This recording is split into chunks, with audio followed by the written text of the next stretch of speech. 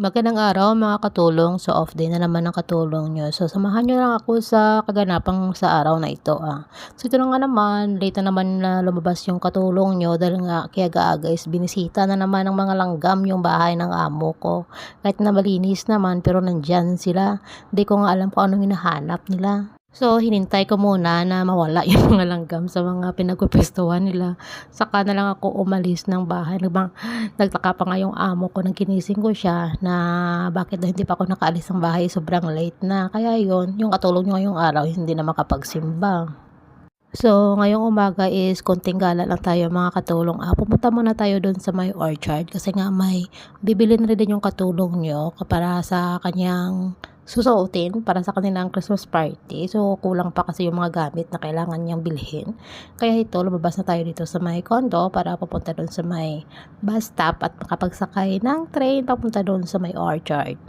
Pero alam niyo ba katulong, nung kaninang umaga grabe ang lakas ng ulan, pero pag alis ng katulong niyo sa bahay nila, as in, sobrang init na ng panahon. Hindi mo talaga malalaman yung takbo ng utak ng panahon, di ba? Kagaya ng utak ng katulong niyo, napapago-bago din. Kaya ito na nga, nakasakay na nga tayo ng bus, papunta ng orchard kasi nga, pupunta tayo ngayon ng Lucky Plaza, doon tayo maghanap ng mga bibilhin natin, kung ano man yung bibilhin ng katulong niyo. By the way, mga katulong, diba, na-enjoy rin kayo sa mga dinadaanan natin habang tayo ay nasa bus, papunta nung ng orchard kasi nga, kahit saan kasing titingnan mo is puro kahoy lang. May mga kakahoyan ka talaga makikita kahit na nasa city ka. So ito nakalababa na nga tayo ng bus. So, pumasok na tayo dito sa may Lucky Plaza para maghanap na kailangan nating hanapin. Gusto kasi ng katulong niya na bumili ng sapatos niya na kulay puti. Yung mga mumurahin lang yung kakayanan na talaga ng bulsa ng katulong niya. Kaya ito, maghanap tayo dito sa loob ng Lucky Plaza. Kasi marami namang yung mga nagtitinda dito. Kaso lang sometimes kasi is hindi ko gusto.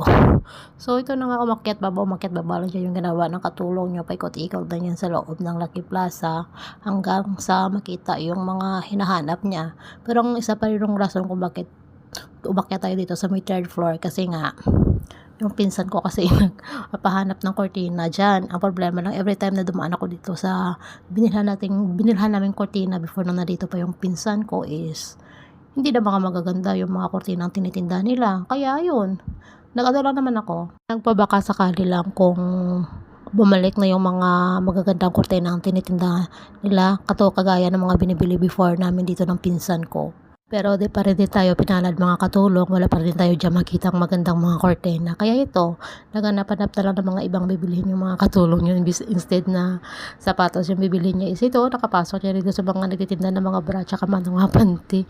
O siguro naubusan ng siguro yung katulong niya kaya naisipang pumasok dito. O sa totoo lang mga katulong, nakabili talaga dyan yung katulong niyo. O kayo din ba ganun din na iba yung kailangan yung bilhin pagkatapos iba na naman yung nabili nyo? At dahil nga mga katulong, parang nahihilo na yung katulong nyo kasi nga sobrang dami talaga ng tao. Kaya nag-decide na lang yung katulong nyo na lumabas na dito sa may Lucky Plaza. Pupunta na lang tayo doon ng Topayo para doon maghanap ng sapatos na kailangan bilhin ng katulong nyo. Pagbigyan nyo na yung katulong nyo sa pag-voice over, parang hinhinaan niya lang yung boses niya kasi nga nasa bahay kasi yung amo niya habang nag-voice over siya. O mga katulong, tingnan nyo as in Christmas na talaga. Pero alam nyo naman pagdating ng Christmas dito, hindi mo talaga namamalaya na Christmas na kasi parang wala lang, parang walang nangyari. Parang hindi mo ma-feel na Christmas sa loob ng bahay ng amo mo kasi nga hindi naman kami nag-celebrate ng Christmas. Ma-feel lang yan ng katulong nyo na parang Christmas na kapag nasa labas na. Pero pag sa bahay, wala lang, normal lang naman.